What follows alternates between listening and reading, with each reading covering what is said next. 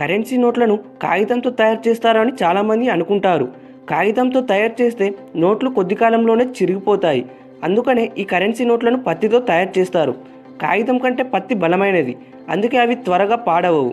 భారతదేశంలోనే కాదు, అనేక ఇతర దేశాల్లో కూడా నోట్ల తయారీకి పత్తిని మాత్రమే ఉపయోగిస్తారు. వీటిని కాటన్ ఫైబర్తో తయారు చేస్తారు. ఎక్కువ జీవితకాలం కోసం నోట్స్ తయారు చేయడానికి పత్తితో పాటు గాట్లిన్ అడేసివ్ సొల్యూషన్ను ఉపయోగిస్తారు.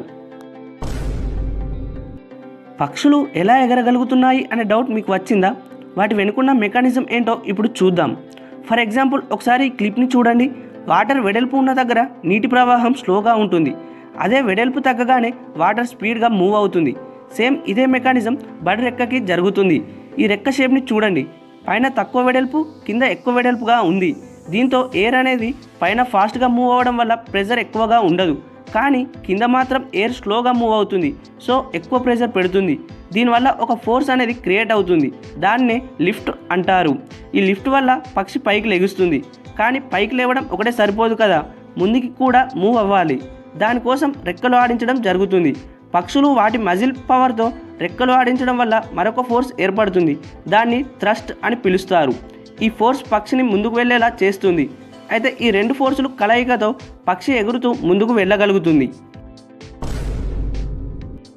ఇప్పుడు నార్త్ కొరియాలో ఉండే డిఫరెంట్ ఫ్యాక్ట్స్ తెలుసుకుందాం.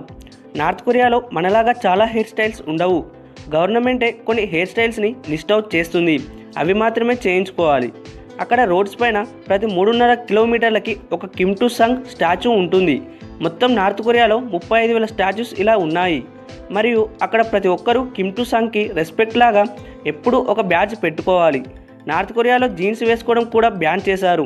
అలాగే అక్కడ జూలై 8 అండ్ డిసెంబర్ 17న బర్త్డేస్ సెలబ్రేట్ చేసుకోకూడదు. ఎందుకంటే ఆ 2 రోజులు వాళ్ళ ఓల్డ్ ప్రెసిడెంట్స్ అయిన కిమ్ టు Sung and Kim Jong Il చనిపోయిన రోజులు.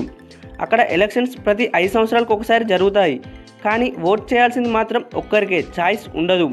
అలాగే వాళ్ళ ఫస్ట్ లీడర్ అయిన కిమ్ టు సంగ్ బాడీని ఇంకా అక్కడ మ్యూజియంలోనే ఉంచారు.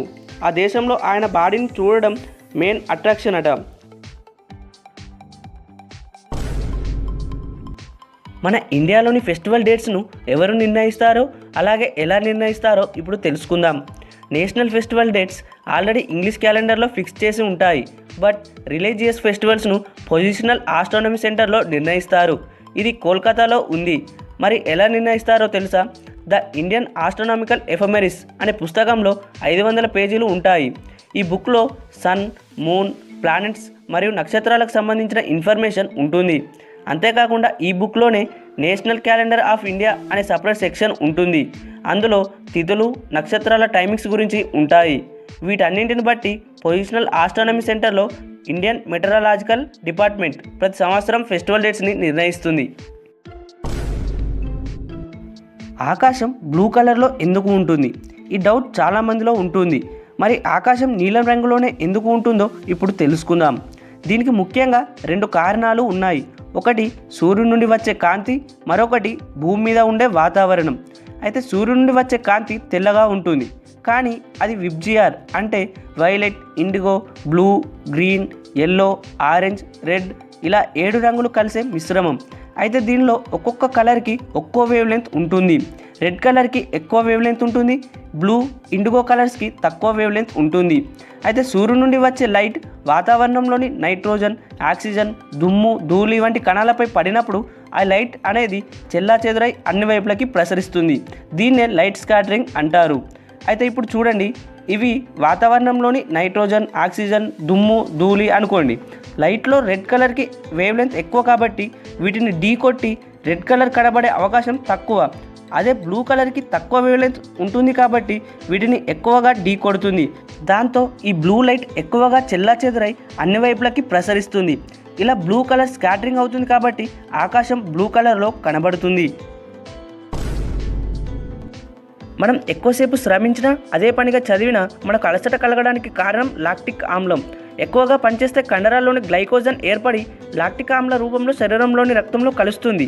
ఈ ఆమ్లంతో పాటు కండరాల చైతన్యం వల్ల శరీరంలో అతిగా తయారయ్యే కార్బన్ డైఆక్సైడ్, యూరిక్ యాసిడ్ లాంటి వ్యర్థ పదార్థాలు కూడా అలసటకు దోహదం చేస్తాయి. ఈ విష పదార్థాలు దేహంలోని కండరాలలోనే కాకుండా శరీరం అంతా ప్రవహించే రక్తంలో కలిసిపోవడంతో శరీరం మెదళ్లకు అలసట వ్యాపిస్తుంది. మత్తు పదార్థాలు సేవించినా శరీరానికి తగినంత ఆక్సిజన్ లభించకపోయినా అలసట అనేది కలుగుతుంది. సుడిగాలి సుధీర్. తెలుగు రాష్ట్రాల్లో ఈ పేరు తెలియని వారే ఉండరు. చిన్న మెజిషియన్ నుండి హీరో అయిన సుధీర్ స్టోరీ తెలుసుకుందాం. సుధీర్ అసలు పేరు సుధీర్ ఆనంద్ భయానా. 1987లో విజయవాడలో జన్మించాడు. అయితే సుధీర్ ఇంటర్లో ఉన్నప్పుడే యాక్టింగ్ కోసం హైదరాబాద్ వచ్చాడు. స్టార్ మా వాళ్ళు నిర్వహించిన స్టార్ హంట్లో పాల్గొని ఫైనల్కి చేరుకున్నాడు. అయితే ఫైనల్స్, ఇంటర్ ఎగ్జామ్స్ ఒకేసారి ఉండడంతో నటనే లక్ష్యంగా భావించి ఎగ్జామ్స్కి అటెండ్ అవ్వకుండా స్టార్ హంట్లో అటెండ్ అయ్యాడు. కానీ ఫైనల్స్లో విన్నర్ కాలేకపోయాడు సుధీర్. ఒకవైపు ఎగ్జామ్స్, మరోవైపు స్టార్ హంట్లో ఫెయిల్ అయ్యి విజయవాడకు వెళ్ళాడు. అయితే సుధీర్ మెజిషియన్ కూడా. సుధీర్ కెరీర్ మెజిషియన్తో మొదలైంది. లోకల్ టీవీ ఛానల్లో స్కిట్ మెజిషియన్, స్వీట్ మెజిషియన్ అనే ప్రోగ్రాం చేశాడు. తర్వాత మా టీవీలో మెజిషియన్గా చేశాడు. తర్వాత గెటప్ శ్రీను సహకారంతో జబర్దస్త్కి రావడం, వేణు వండర్స్ టీంలో యాక్టింగ్ బాగా చేయడం, తర్వాత టీం లీడర్గా అవకాశం రావడంతో సుధీర్ క్రేజ్ పెరిగిపోయింది.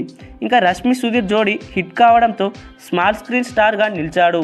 జబర్దస్త్, డి, పోవే పోరా షోలతో పాటు సినిమాలో నటిస్తూ మంచి గుర్తింపు తెచ్చుకున్నాడు సుధీర్. స్టార్ హీరోకి ఉన్నంత క్రేజ్, ఫ్యాన్ ఫాలోయింగ్ సుధీర్కి ఉంది. బుల్లితెరలో ఏ షో జరిగినా, ఏ ఫంక్షన్ ఈవెంట్ జరిగినా సుధీర్ ఉండాలి అన్నట్లుగా గుర్తింపు తెచ్చుకున్నాడు.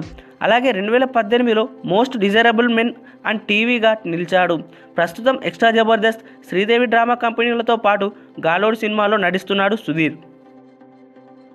మీరు ఏమైనా ఇంట్రెస్టింగ్ క్వశ్చన్స్ అడగాలనుకున్నా లేదా ఏ విషయం గురించి అయినా తెలుసుకోవాలనుకున్నా కామెంట్ చేయండి.